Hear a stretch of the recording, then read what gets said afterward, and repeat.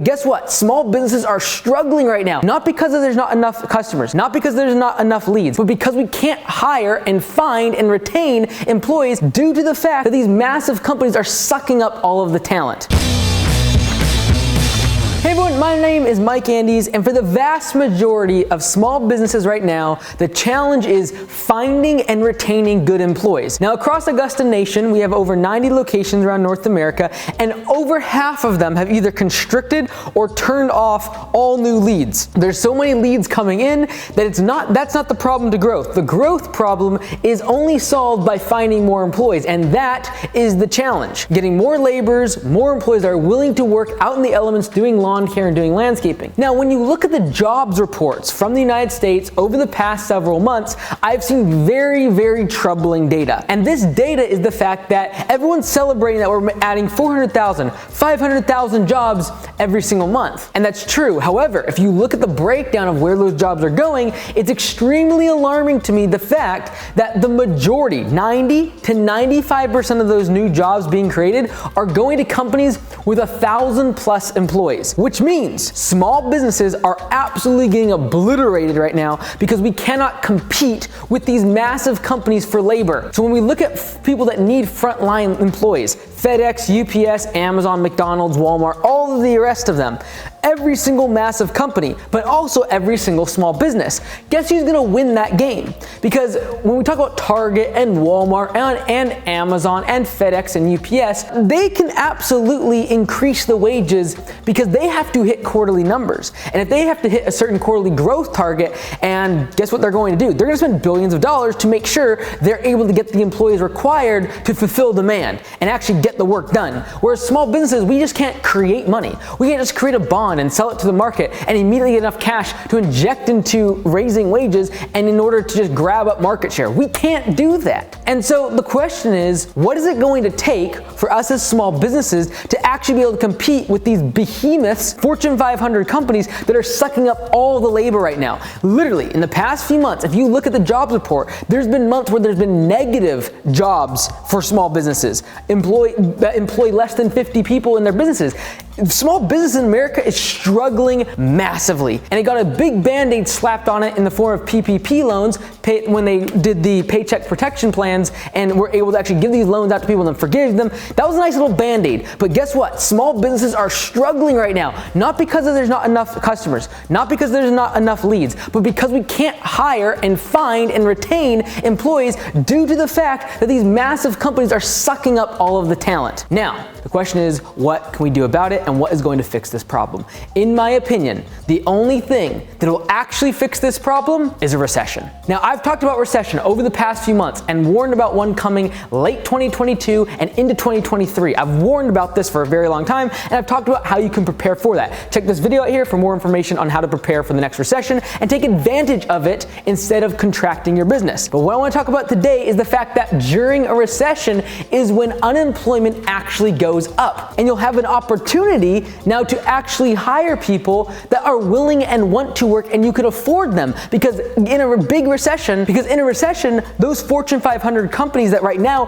are sucking up all the labor literally start to lay off hundreds of thousands of employees. And that floods the market with a massive amount of labor that then can be picked up for pennies on the dollar by small businesses that now can afford it because that labor is now cheaper. So I think it's extremely important for us as small business owners to not only be able to attract great talent, but also how do we retain talent? Because this is the important part. And this is the part that I'm so afraid of right now, that small businesses are losing employees so fast. Because when I look at a general home improvement business, the average business, in my opinion, and when I say average, I'm just talking middle of the road, kind of an okay business in this industry, believe it or not, that if you have a sizable business, and I'm talking about like 400,000 or 500,000 in annual revenue or above, the average business does about 10% in profit, okay? I always have said if you're at 15%, you're doing really good, and if you're doing 20% or above in profits, Again, at $500,000 or more in revenue, you're doing very good. And especially if you're talking about $1 million plus in revenue, but you could even kind of bring these numbers down to $500,000-600,000 in revenue. But these are the profit percentages that I see as reasonable and kind of standard in this industry as a company hits size and scale. Now, 10% profit. This is the theory I want to introduce today. If this is our revenue graph over the course of time, this would be 10%, okay? So 10% right here is a profit. So everything above this line is revenue, and we might be doing revenues, up here, whatever it might be, blah, blah, blah, blah, blah, blah. Great. But this is our actual profit, 10% of that. Now, my theory today is this. Looking at the average tenure of your employees, frontline staff. And what I mean by that is if you have 5 employees, all right, I'm gonna try to draw, it's gonna be atrocious, but if we have 5 employees here, what we gotta ask ourselves is what is the average tenure of these employees? Maybe one's been with you for 5 days, maybe one's with you been for 2 weeks, maybe one's been with you for 1 month, one's been with you for 6 months, and one's been with you for 12 months, all right? Now the average tenure of all these employees is, if you average it all out, is somewhere in the realm of like 2 months. That would be the average tenure. So average tenure. And that's what I want you to start thinking about in your small business is what is the average amount of time that my employees have stayed with me? Because this is my theory. The average small business, the average home improvement business does 10% in profit. And for every month that their average tenure goes up, they gain 1% in profitability. So what that means is if my average tenure is 2 months, my average employee, if I average it across all my employees, is 2 months, that would then mean that I would go up to 12% in profit. And the reason I say this, because if you can keep employees, this 5-day employee, this 2-week employee, probably very inefficient and very unprofitable for the business. But as you get people that stay 6 months, 12 months and beyond, they become much more efficient, much more profitable, especially if they're on pay for performance, p4psoftware.com, check it out for more training that's free. But if you keep employees longer, it absolutely will adjust and affect your profitability. The same can be said if you're losing employees. This is why I'm so worried about small businesses right now, is because as our average tenure goes down because they're getting sucked up into large companies, all the labor is getting sucked up. What's happening here is this is putting massive pressure on profit margins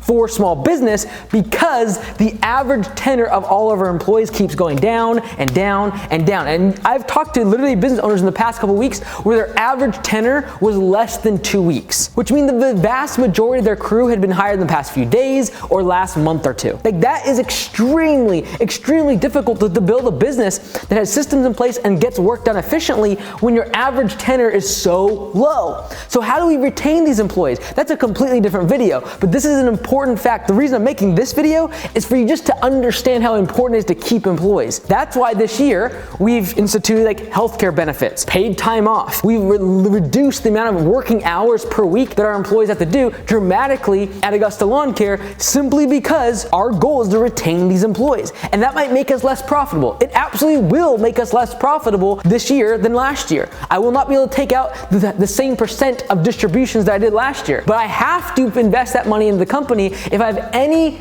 chance of keeping employees and having this average tenure be sizable enough to where they're not getting sucked up into these massive companies that are willing to pay more and more signing bonuses, more and more cash per hour in order to get this labor. So the question is, well, what if I can get like a 5-month tenure, average tenure? Now, this is average, which means if you have someone at a month, 2 months, 6 months, 12 months, 24 months, that's still the average tenure will be like 5 or 6 months. So the average, you gotta take all of the number of months that someone's been with you, all your employees, divide those out and figure out what the average number of weeks are.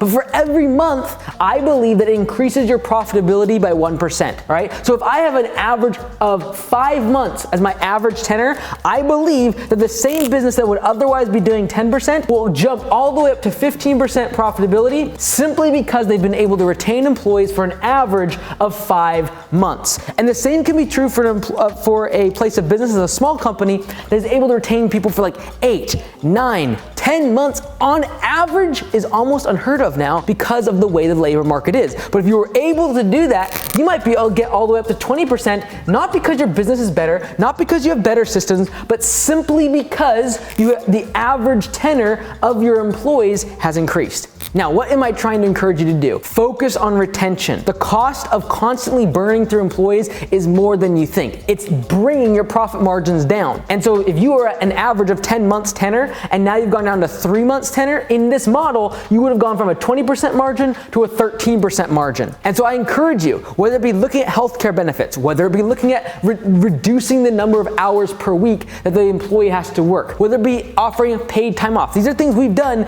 just to make sure that we're able to compete against the Amazons of the world that are willing to pay whatever because they basically have an unlimited amount of money to pull from in the form of Wall Street. And that's the only way we'll be able to compete in the small business world until a recession happens and hundreds of thousands of employees will be dumped on the labor market. And that is the opportunity of a lifetime for us as small business owners to be able to take that talent for a cost we can afford finally and be able to grow our businesses. Now, recession is very scary. A lot of businesses will get wiped out during that time.